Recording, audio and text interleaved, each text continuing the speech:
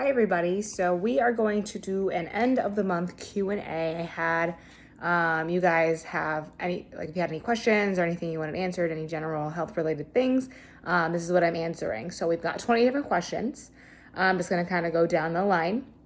If you have any questions, feel free to comment below and I can answer those for you as well. So starting off with number 1, how much cardio should I be doing? So that really depends on your goal. The daily recommendation for physical activity is at least 30 minutes of moderate activity per day or 150 minutes per week. If it's vigorous activity, so think something like HIIT, 75 minutes per week is all that's needed. If you are looking for more cardiovascular endurance, you're going to want to do cardio before you weight train.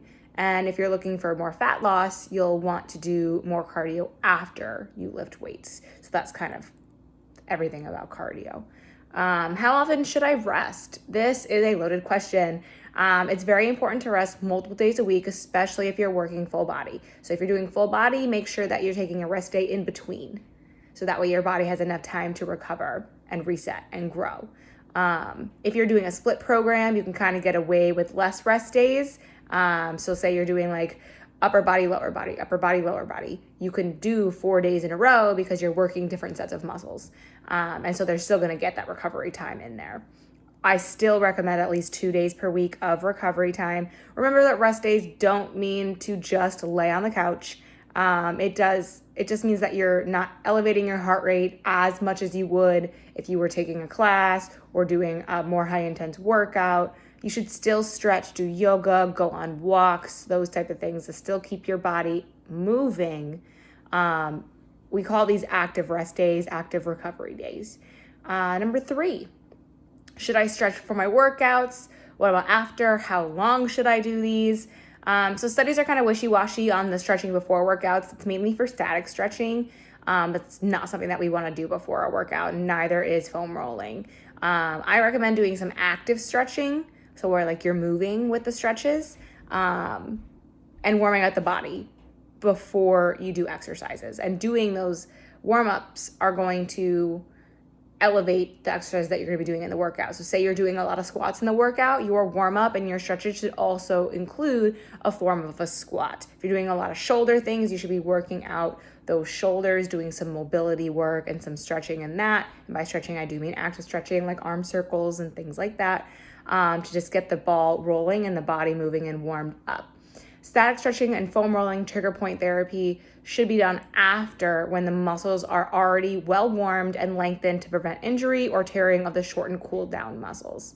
So that's kind of how that works. For how long you want to try and aim for warming up, about 30 seconds per side per thing, maybe about 5 to 10 minutes. And then same thing for after, 30 seconds to a minute of holding those static stretches. Obviously, if you're used to static stretching, you're going to be able to hold for longer versus the 30-second one, but also 5 to 10 minutes. You can even go for longer with your cool downs. I like to take personally a 20-minute cool down. It's just really up to you, but minimum of 5. How much weight should I be lifting when strength training? Depends on your goal. If you're looking for endurance strength, you'll want to go with a lighter weight, but for many reps and many rounds. So we're talking 30 reps and 3 rounds of 30 reps. If you're looking for strength, you'll want to go heavy for less reps, less rounds. So maybe you're doing a 5x5 where you're doing 5 reps 5 times, or 6 reps 3 times, something like that.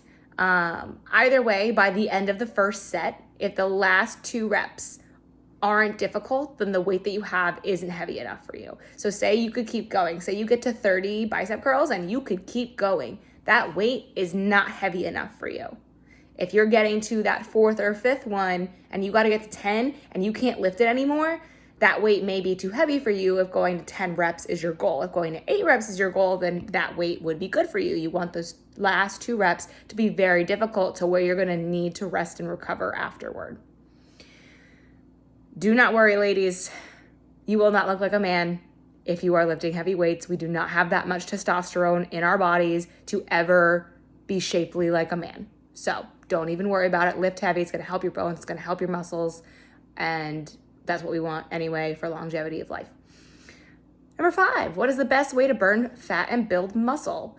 Lift heavy and cardio after. What this will do is it'll burn the carb stores in your body first with the weightlifting. And then once all of those stores are depleted, the next main energy source that your body's going to go to is fat. And that's what's going to burn off while you're doing that cardio.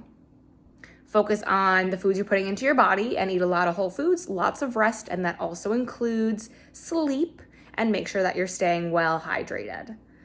What should I do about muscle soreness and how often should I feel sore? So if you have sore muscles, make sure that you're taking the extra rest time for those muscles to recover. I cannot stress that enough. You can also use ice and compression if you need to, depending upon what we're doing. One time I had to do like 3 minutes of calf raises and I couldn't walk the next day. That is also going to be a difference between good and bad pain, which is something that you want to know. If you're feeling those bad pains, make sure you take the extra rest day. That would be when I would recommend compression. A lot of us experience DOMS, delayed onset muscle soreness. So maybe you don't experience the next day, but you do the day after. So just make sure that you're aware of what you feel and how you normally feel sore. Some people don't even feel sore at all. But remember, if you don't feel sore, that doesn't mean that you didn't get in a good workout at all. It just means that your muscles aren't sore, that you're strong. And that's okay. And you could be strong and also have muscle soreness. It really just depends on the person. If you really fueled your body well, you may not have a lot of soreness. Should I work out my abs every day?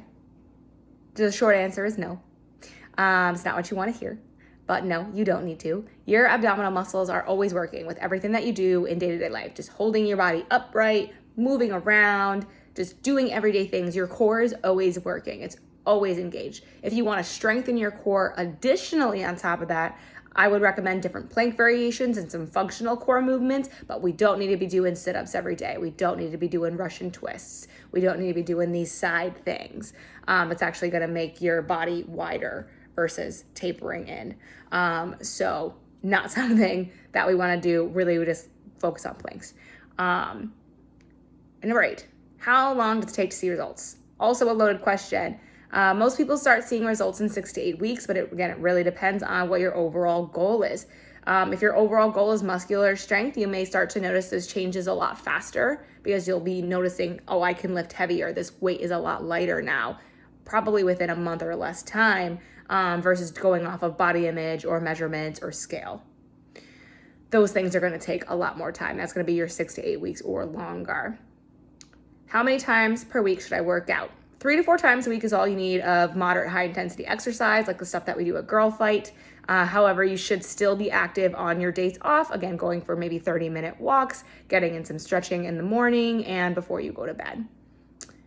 What should I eat? Whole foods. Overall, generally, whole foods. These are going to give you the most bang for your buck in nutrient dense foods that are full of everything that we need to live a healthy lifestyle. Do I get cheat days? No, because cheat days do not exist. I want you to honor your cravings by using the addition method. So say you want a cookie or a donut. Still eat the cookie or the donut, but instead of just eating that one thing that you know you're going to be hungry 30 minutes later and probably grab another one, make it a complete meal. So you're adding in some berries for fiber, you're adding in some Greek yogurt for healthy fats and protein and making that a complete meal. Still honoring your craving and satisfying that, but you'll stay fuller longer and it will have a better relationship with food in general. 12 is plant-based better? Not necessarily. As a vegetarian for over 10 years who is going back to eating meat, I can attest to this. There are some key nutrients, vitamins, minerals that you need that are only found in animal products. And the supplements that are readily available that you can take to offset those vitamins that are in those supplements aren't the versions that are readily and highly absorbed by our bodies. It is best to eat mainly plant-based, but with occasional protein sources that come from animals that are grass-fed, organic, pasture-raised, free-range, wild-caught, all of the ones that are very, very nutrient-dense, not just your conventional agriculture. We want to make sure that we're eating the good animals because they're going to die anyway. So, should I take supplements? Depends. You should be able to get all the nutrients you need from food. However, if you aren't eating a balanced whole food diet or are on certain medications, you may need a multivitamin. Always consult with your physician first before starting anything new, and do thorough research on the companies that you are using, because they will lie. Supplements are not FDA regulated. So just remember that. They need to be third party regulated, so you have to do your research. Also, because we live in America, our food system isn't the greatest. So even the healthiest of foods like raspberries and blueberries and stuff, it doesn't have the same nutrient content and value as the same exact raspberry and blueberry in Europe, just based off of our agricultural practices. So just keep that in mind. You may just need a multivitamin anyway. A lot of us are deficient in vitamins. A lot of us are actually deficient in more minerals than vitamins as well. But if you have any questions, please talk to your doctor or find a functional doctor. I recommend the STRAM Center. Should I buy organic? Not always. Depends on what you're buying. When it comes to animal products, yes, we want those organic products. They're going to be way more highly nutrient dense. When it comes to produce, use the Clean 15 and the Dirty Dozen. So the Clean 15 are the produce that you can get conventional. So kiwi, honeydew, cabbage, mushrooms, broccoli, cantaloupe, cauliflower, asparagus, eggplant, sweet peas, papaya, onions, pineapple, sweet corn, and avocados. The Dirty Dozen are the ones that you want to buy organic. They're highly sprayed with pesticides, herbicides, all of that. That's going to be your strawberries, spinach, kale, nectarines, apples, grapes, peaches, cherries, pears, tomatoes, celery, potatoes, and sweet bell peppers. Everything else is on that in-between scale, so it's up to your discretion. Number 15, is sugar bad? No. It has a bad rap because it's tied into processed foods. And we don't really want to consume a lot of processed foods because there's a lot of other junk in there that we don't want. I'm talking about the ingredient sugar or cane sugar. I'm not talking about sugar, alcohols, or artificial sugars. If, say, you have a chocolate, right? The chocolate bar says unsweetened chocolate, cocoa butter, cane sugar. That is going to be far healthier for you than a chocolate that has 15 ingredients. So yes, sugar is fine. It's something that's naturally occurring. Fruit is something that's also full of sugar, but guess what? Because it's also naturally occurring, it is good for you. Most of it is used up in the digestive process anyway. It's not getting stored anywhere in your body. And the benefits of eating that fruit far outweigh the sugar content. So eat the banana.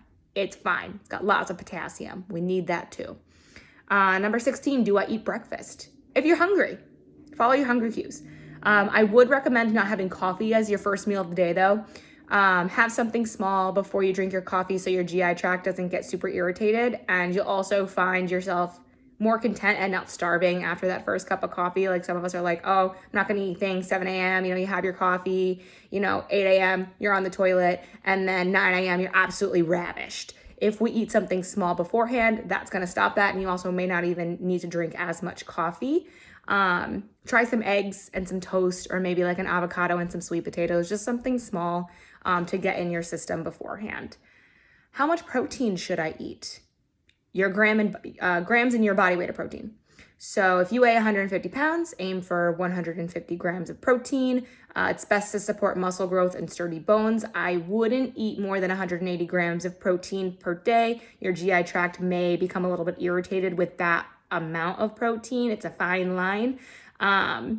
Also, it can be difficult to get that amount in just 24 hours. So to keep that in mind as well, without shoveling food down your throat, please remember to follow your hunger cues on that. Please, please, please. How much water should I drink per day? 100 to 120 ounces. Drink when you're thirsty, essentially. Just like we have hunger cues, you're going to have thirst cues. If you're dehydrated, you'll know by the color of your pee, or if you have a headache. If you find that you're drinking more than 120 ounces of water a day, please add some Himalayan sea salt into your water to replace the minerals that you're losing with drinking that much water, because it will deplete the vitamins and minerals in your body by over drinking water. Do I skip the salt? No, as I just said previously, we need salt. Only a small percentage of the salt that we consume is through home cooking. A majority of it is in processed foods, which we want to avoid if we can anyway. So if you don't have a lot of processed foods in your diet to begin with, salt is totally fine to add in. I add salt to literally everything in my life. It's a very important mineral. We need it to help run our bodily systems and to keep us in homeostasis. We need salt. And the last question here, what ingredients do I need to look out for in processed foods?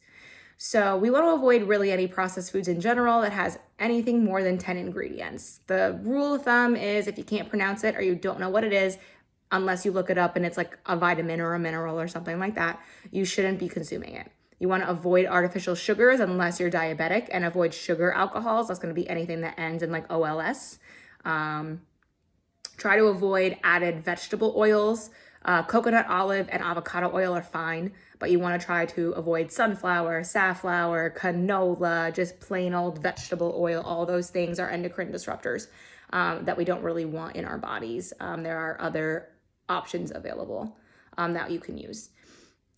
Emulsifiers is also something that we don't want and want to look out for. That's really anything that has like guar gum or anything that says gum in it. Carrageenan, any type of glyceride, diglyceride, triglyceride, monoglyceride, anything like that, or anything that's like soy lectin or corn lecithin, something like that. Thickening agents like xanthan gum and any artificial flavors, but really anything artificial at all, we just kind of want to avoid. But again, those are just the 20 questions that I got. If you have anything else or if any of these spark any questions, please leave a comment below and I can answer those for you as well.